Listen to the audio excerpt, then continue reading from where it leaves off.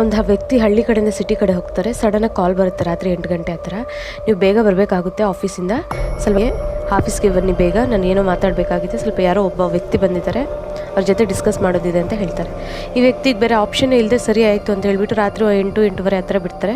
ಒಂದು ರಸ್ತೆ ಮೂಲಕ ಬರ್ತಿದ್ದಾಗ ಸ್ವಲ್ಪ ಕತ್ತಲು ತುಂಬ ಇರುತ್ತೆ ಆ್ಯಂಡ್ ಈವನ್ ಫಾರೆಸ್ಟ್ ಆಗಿರುತ್ತೆ. ಒಬ್ಬ ಮಹಿಳೆ ಕೂತಿರ್ತಾರೆ ಅವ್ರ ಬ್ಯಾಕ್ ಸೈಡ್. ಹೆಚ್ಚು ವೆಯ್ಟ್ ಅನ್ನಿಸ್ತಾ ಇರುತ್ತೆ, ತುಂಬ ತೂಕ ಇರೋದ್ರಿಂದ ಯಾರು ಇಷ್ಟೊಂದು ತೂಕ ಆಗ್ತಿದೆಯಲ್ವಾ ಅಂತ ಹೇಳಿ ಮಿರರಲ್ಲಿ ನೋಡಿದಾಗ ಒಂದು ಮಹಿಳೆ ಕಪ್ಪು ಬಟ್ಟೆ ಹಾಕ್ಕೊಂಡು ಕೂತಿರ್ತಾರೆ. ಇವ್ರಿಗೆ ಭಯ ಆಗುತ್ತೆ, ಯಾರು ನೀನು ಅಂತ ಕೇಳಿದ್ರೂ ಏನು ಮಾತಾಡೋದೇ ಇಲ್ಲ. ಇನ್ನೂ ಭಯ ಹೆಚ್ಚಾಗೋಗ್ಬಿಡುತ್ತೆ.